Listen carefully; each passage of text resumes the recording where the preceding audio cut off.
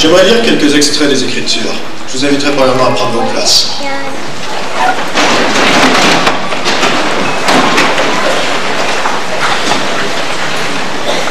Les paroles que je vais lire plutôt, ont probablement été déjà lues à de nombreuses reprises dans ce genre de situation. Peut-être que plusieurs d'entre vous, la majorité, de par le fait que vous êtes déjà membre d'assemblée, vous êtes déjà allé dans les réunions chrétiennes, vous savez ce qu'impliquent certains des versets de l'Écriture. Ma prière pour d'autres parmi vous, qui êtes peut-être ici pour une première fois ou en visite, c'est que tout ce qui se passe ici puisse servir à vous montrer au moins que Dieu, pour certaines personnes, signifie réellement quelque chose. Et que cela puisse faire naître en vous ce désir de le connaître d'une façon tout aussi réelle qu'il est connu par ces gens. Je lirai dans la première épître de Paul à Timothée, au chapitre 4.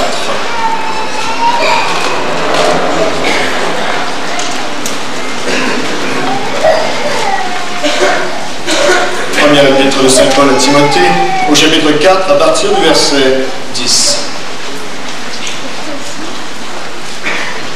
Et je m'adresse premièrement aux diplômés. Nous travaillons en effet, et nous combattons, parce que nous mettons notre espérance dans le Dieu vivant, qui est le sauveur de tous les hommes, principalement des croyants. Déclare ces choses et enseigne-les, que personne ne méprise ta jeunesse, mais sois un modèle pour les fidèles, en parole, en conduite, en charité, en foi et en pureté. Jusqu'à ce que je vienne, applique-toi à la lecture, à l'exhortation, à l'enseignement. Ne néglige pas le don qui est en toi et qui t'a été donné par prophétie avec l'imposition des mains de l'Assemblée des Anciens. Occupe-toi de ces choses, donne-toi tout entier à elles, afin que tes progrès soient évidents pour tous. Veille sur toi-même et sur ton enseignement. Persévère dans ces choses, car en agissant ainsi, tu te sauveras toi-même et tu sauveras ceux qui t'écoutent. Il y a beaucoup de choses dans ce texte. J'aimerais rajouter simplement deux petites paroles. Ma prière pour vous, c'est que vos prédications, le témoignage de votre vie ne soit pas du style « faites ce que je dis, mais ne faites pas ce que je fais ». Mais vraiment que, comme l'apôtre le dit, vous soyez un modèle. Un modèle et un exemple en toute chose, comme d'ailleurs tout croyant doit l'être. D'un autre côté, quoi qu'il arrive autour de vous, quoi qu'il puisse se passer autour de vous, n'oubliez jamais que notre espérance n'est pas dans les hommes, notre espérance est dans le Dieu vivant.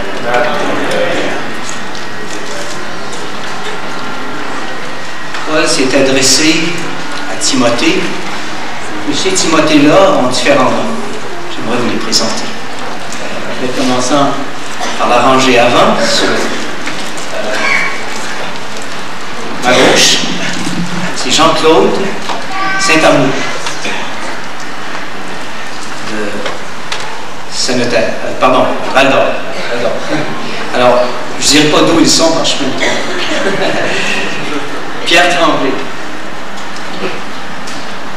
Joanne Laberge, Micheline Dugas, Claude Lainé, Luc Gingras, Guy Bonneau, Yves Michaud, Stéphane Legault, André Bégin, André Lorrain et Silvio Blanchard.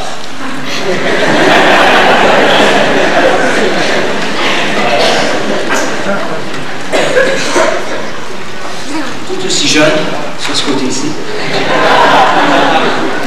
Il semblerait en tout cas.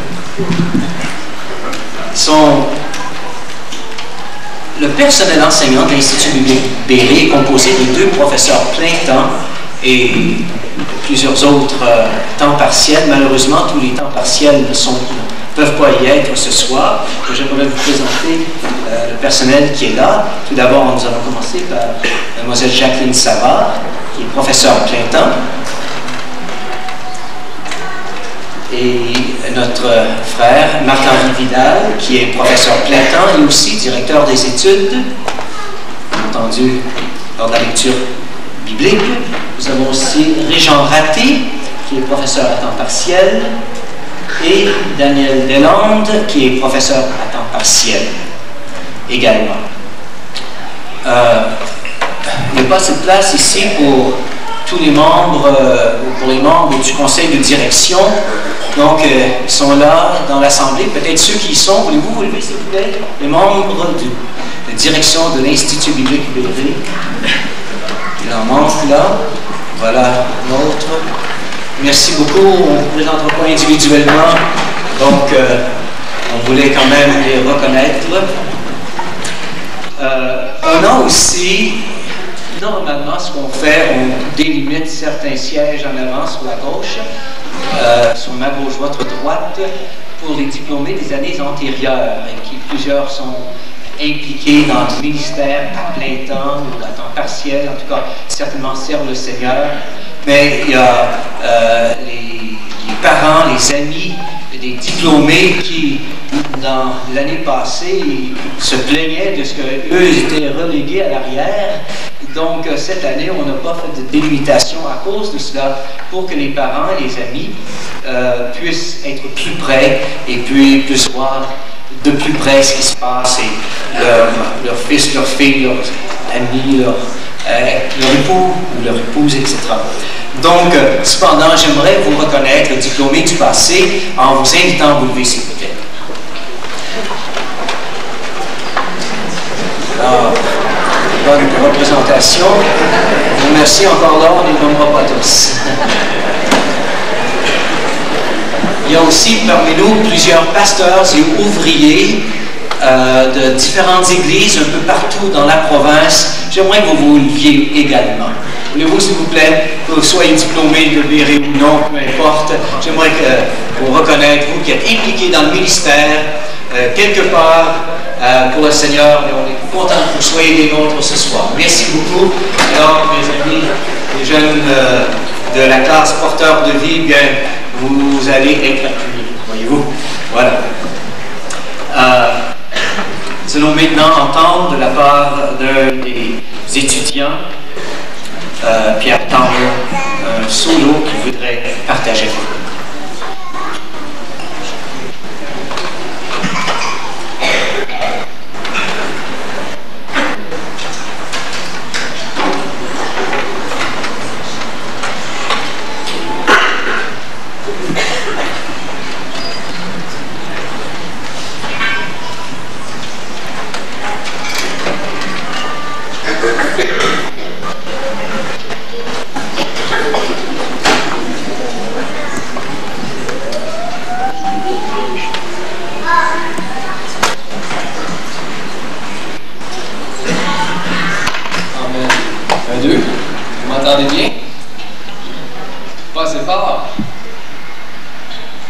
C'est un privilège pour moi de chanter pour la gloire de Dieu et aussi pour mes frères et sœurs que j'ai été longtemps avec eux pendant 2 ans et demi.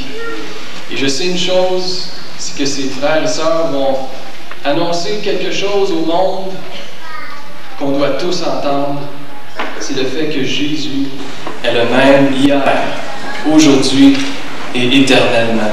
Et de la même manière qu'il a agi lorsqu'il était sur la terre, il peut agir encore dans nos vies ce soir.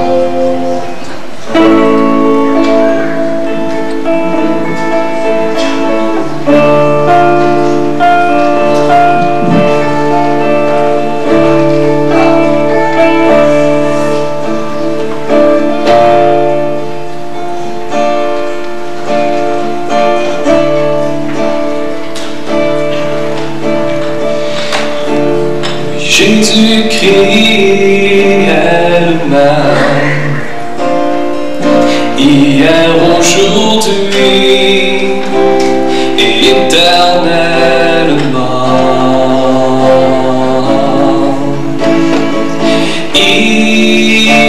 fortifié les faibles, guérit les malades, pansé les blessés. Il a ramené l'égaré, cherché le perdu, pardonné le péché.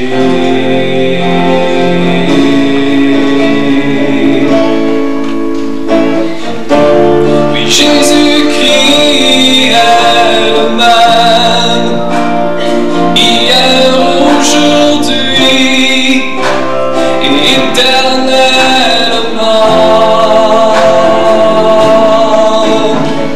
Jésus-Christ est le même, hier, aujourd'hui, éternellement.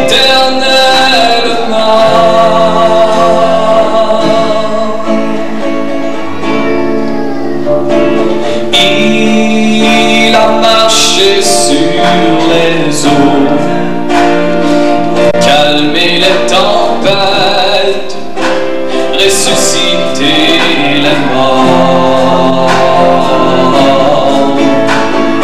Il a chassé les démons, vaincu l'adversaire, transformé l'univers. Oui, Jésus-Christ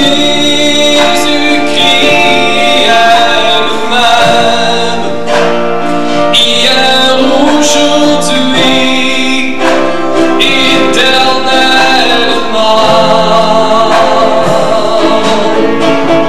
Oui, Jésus-Christ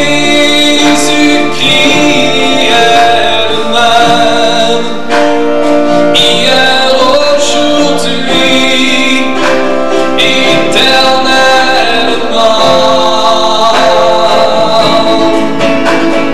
Il veut restaurer ton âme, diriger ta vie, enlever tes soucis. Il veut pardonner tes péchés, te sauver, te délivrer et te racheter. Oui, Jésus-Christ est le même, hier, aujourd'hui, éternellement.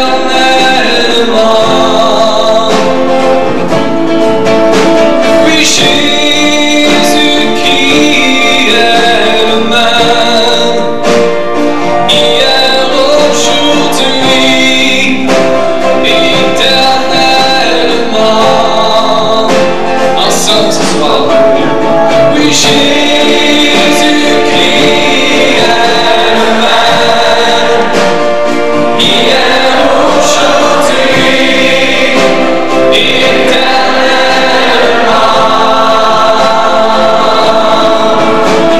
Jésus-Christ est le même, hier, aujourd'hui, éternellement.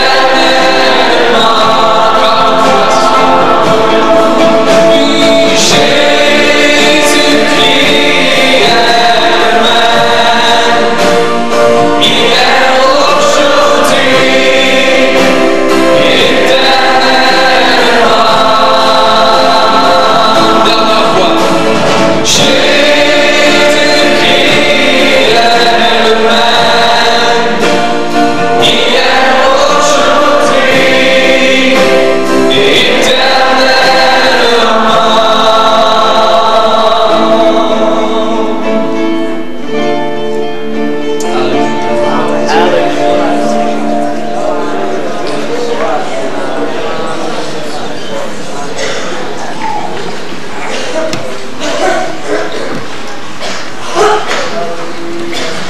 C'est un beau chant. Bien chanté. Mais quelle merveilleuse vérité! Amen. Alléluia. Moi, j'ai beaucoup d'admiration pour les étudiants. Il y en a qui doivent travailler, gagner leur vie tout en étudiant plein temps. Et même certains, en fait, 1/3 de la classe des diplômés cette année sont mariés, donc ont des responsabilités, certains ont des enfants. Et j'admire leurs femmes aussi, pour appuyer leur mari alors qu'ils doivent consacrer tant de temps aux études, au travail. Ce sont des sacrifices de part et d'autre. Et moi, j'admire cela. Et certainement, le Seigneur note cela également et donne sa grâce aussi à ces personnes. Un de ces jeunes gens, Yves Michaud, va venir maintenant nous parler au nom de la grâce.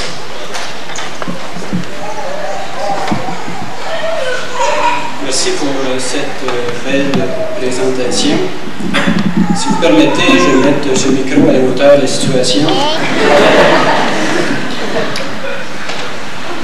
Je suis vraiment fier de pouvoir vous présenter ce groupe de finissants, les porteurs de vie. Et c'est grâce à un passage de la parole de Dieu que je voudrais débuter cette présentation. Tournons ensemble dans l'épître de Paul aux Romains, chapitre 10, verset 15.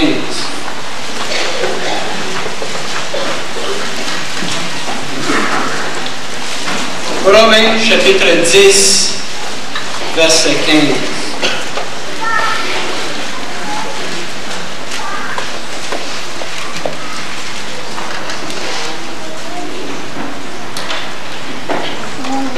Et comment y aurait-il des prédicateurs s'ils ne sont pas envoyés, selon qu'il est écrit, qu'ils sont beaux les pieds de ceux qui annoncent la paix, de ceux qui annoncent de bonnes nouvelles.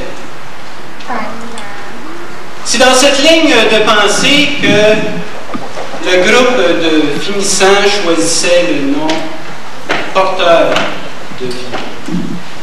Nous sommes appelés à annoncer la paix, à annoncer la bonne nouvelle. Évidemment, tous ne deviendront pas évangélistes, tous ne deviendront pas pasteurs, mais tous sont appelés à transmettre une parole accompagnée de grâce et assaisonnée de sel.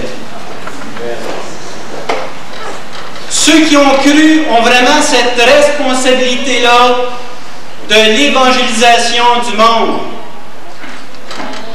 c'est-à-dire de la proclamation de la parole à ceux à qui elles sont destinées, c'est-à-dire aux habitants de la terre entière.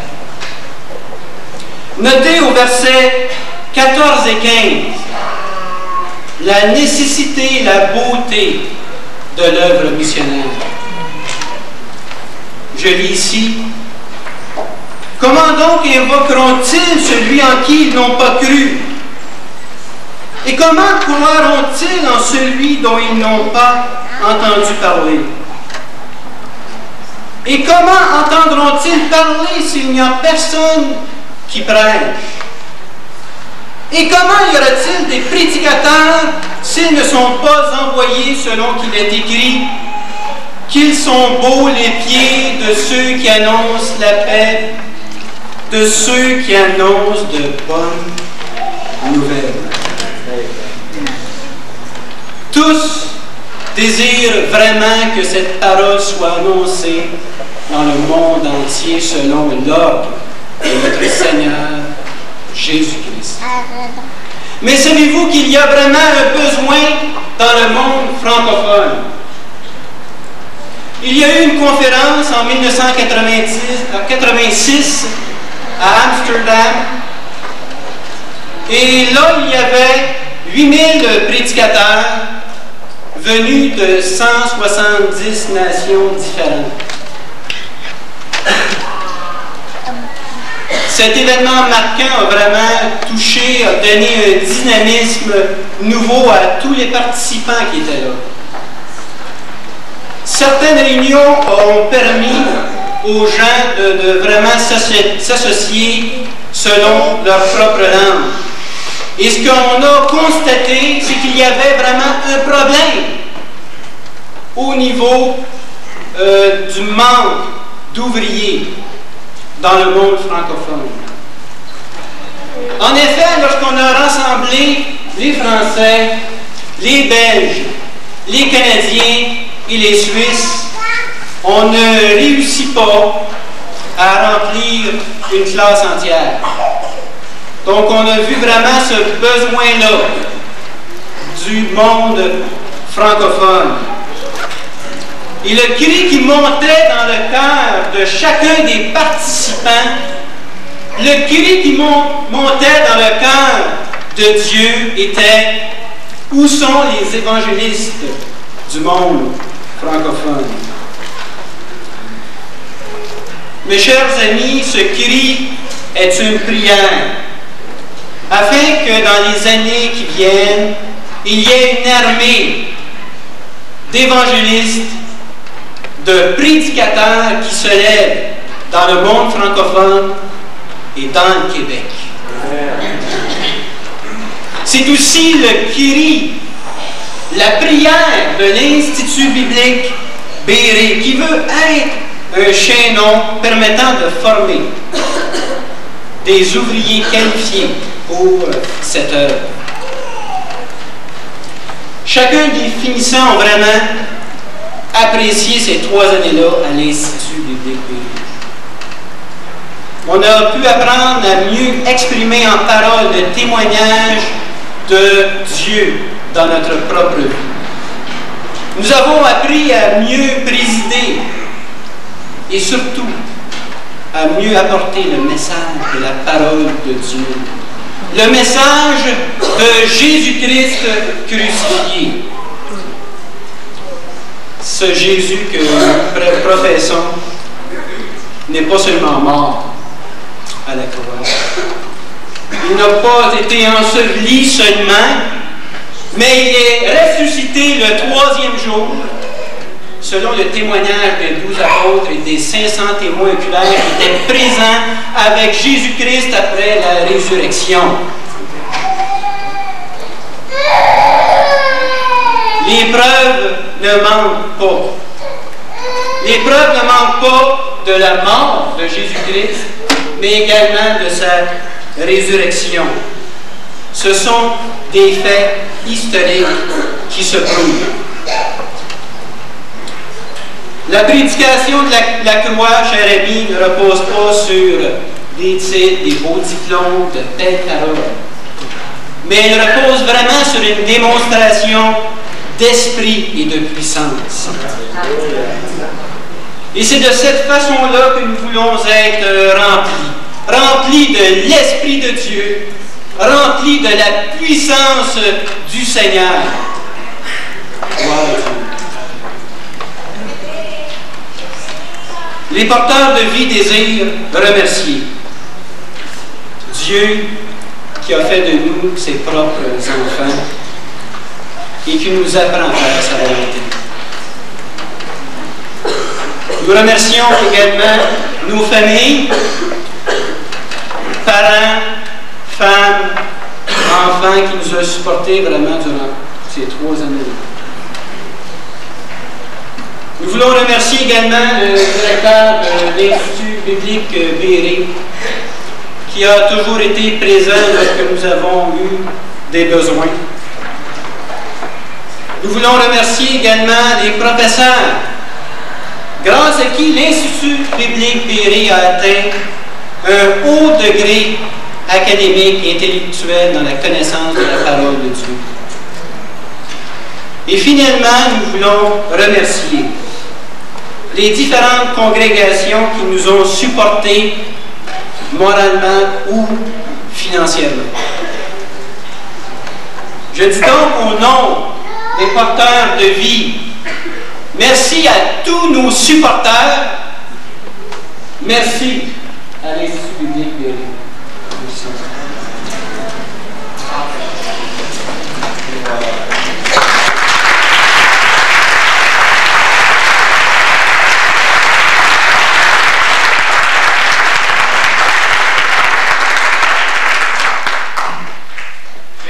Seigneur. Alléluia.